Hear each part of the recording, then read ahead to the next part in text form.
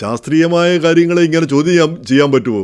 ഈ RFK junior അദ്ദേഹം പിന്നെ ഒരു വക്കീലോ മറ്റോ ആണ്, ശാസ്ത്രജ്ഞനൊന്നും അല്ല. അപ്പോൾ അദ്ദേഹത്തിന് ഈ ശാസ്ത്രീയ കാര്യങ്ങളിൽ എത്രമാത്രം അറിവുണ്ടെന്ന് നമുക്ക് പിന്നെ ഊഹിക്കാവുന്നതേ ഉള്ളൂ. അപ്പോൾ അദ്ദേഹം പറയുന്ന ഒരു പ്രധാനപ്പെട്ട പോയിൻ്റ്, ഈ അമേരിക്കയിലൊട്ടാകെ ഓട്ടിസം അതുപോലുള്ള രോഗങ്ങൾ ഈ കുട്ടികളിലെല്ലാം ഉണ്ടാകുന്നു. ഈ രോഗങ്ങളൊക്കെ ഉണ്ടാകുന്നത് എന്തുകൊണ്ടാണ്?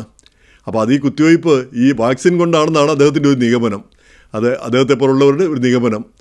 അപ്പോൾ അത് പിന്നെ ഓട്ടിസമൊക്കെ ഉണ്ടാകുന്നത് വളരെ ചുരുക്കമായിട്ടാണ്. പക്ഷേ എന്നാൽ പോലും അത് ഉണ്ടാകുന്നു എന്നുള്ളത് ഖേദകരമായൊരു കാര്യമാണത്. എന്തുകൊണ്ടാണെന്ന് കണ്ടുപിടിക്കേണ്ടിയിരിക്കുന്നു. അപ്പോൾ ഈ വാക്സിൻ്റെ കാര്യത്തെപ്പറ്റി പറയുമ്പം നമ്മൾ ചിന്തിക്കേണ്ട ഒരേ ഒരു കാര്യമുണ്ട്.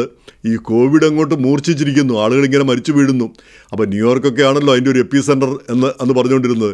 ആളുകളിങ്ങനെ മരിച്ചു വീണുകൊണ്ടിരിക്കുന്നു. അപ്പോൾ ഒരു വാക്സിൻ കണ്ടുപിടിക്കാൻ വേണ്ടിയിട്ട് പ്രസിഡന്റ് ട്രംപ് അടക്കം, അന്നത്തെ പ്രസിഡന്റ് ട്രംപ് അടക്കം ഒരുപാട് പണം പല കമ്പനികൾക്കും നൽകുന്നു. അപ്പോൾ ഫൈസർ പിന്നെ ഒരു വാക്സിനുമായിട്ട് രംഗത്ത് വരുന്നു. പക്ഷേ ആ ഇലക്ഷൻ കഴിഞ്ഞ് 2 ദിവസം കഴിഞ്ഞാണ് അവർ ആ വാക്സിൻ കണ്ടുപിടിച്ചെന്ന് പ്രഖ്യാപിക്കുന്നത്.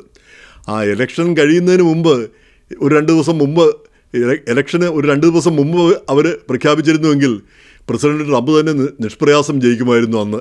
പക്ഷേ ആ പിന്നെ വാക്സിൻ പിന്നെ അനൗൺസ്മെൻറ്റ് വരാനായിട്ട് 2 ദിവസം വൈകി. അതുകൊണ്ട് പ്രസിഡന്റ് ട്രംപ് തോറ്റു. കാരണം ആ കോവിഡാണ് വാസ്തവം പറഞ്ഞാൽ അന്ന് പ്രസിഡന്റിന് ട്രംപ് ഏകദേശം നല്ല പോപ്പുലാരിറ്റി നിൽക്കുന്ന ഒരു സമയമാണ്. പക്ഷേ ആ കോവിഡ് വന്നു. കോവിഡിൽ ആളുകളെല്ലാം പിന്നെ മരിച്ചു വീഴുന്നു, അസ്വസ്ഥരായി, ആകപ്പാടെ എങ്ങോട്ട് പോകണമെന്നുള്ള ഒരവസ്ഥയിൽ ചിന്താക്കുഴപ്പത്തിൽ നിൽക്കുമ്പോൾ തീർച്ചയായിട്ടും അങ്ങനെയുള്ള അവസ്ഥകളിലൊക്കെയാണ് പുതിയൊരു നേതൃത്വത്തെ പരീക്ഷിക്കാനായിട്ട് ആളുകൾ തയ്യാറാകുന്നത്. അങ്ങനെയാണ് ജോ ബൈഡൻ പ്രസിഡന്റ് ആവുന്നത്.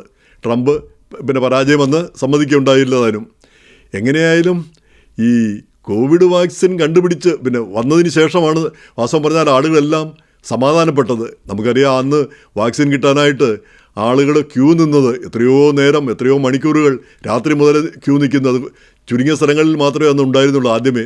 അപ്പോൾ ആളുകൾ ക്യൂ നിന്നും ശുപാർശ പറഞ്ഞുമൊക്കെയാണ് വാക്സിൻ നേടിയെടുത്തത്. ആ വാക്സിൻ കിട്ടിയ ആളുകൾക്ക് ആത്മവിശ്വാസം തിരിച്ചു വന്നു. തിരിച്ചു വന്നതിന് ശേഷം പിന്നെ ഇത് വന്നു കഴിഞ്ഞാലും അന്നേരത്തേക്ക് ഇതിനെതിരെ ചില മരുന്നുകളും കണ്ടുപിടിച്ചു. അപ്പോഴത്തേക്ക് ആളുകളുടെ ആ ഭീതി അകന്നുപോയി. അപ്പോൾ ആ വാക്സിൻ കണ്ടുപിടിച്ചില്ലായിരുന്നുവെങ്കിൽ ആ കോവിഡ് ഇന്നും ഒരു മഹാമാരി തന്നെയായിട്ട് നമ്മുടെ മനസ്സിൽ കിടന്നേനെയും, നമ്മളൊക്കെ ആ രീതിയിൽ പ്രതികരിച്ചേനെയും. പക്ഷേ അതൊരു മഹാമാരിയൊന്നും അല്ല, ഒരു പനി മാതിരിയേ ഉള്ളൂ. അത്രയധികം പേടിക്കേണ്ടതില്ല എന്നുള്ളൊരു നിഗമനമാണ് ഇന്നിപ്പോഴുള്ളത്.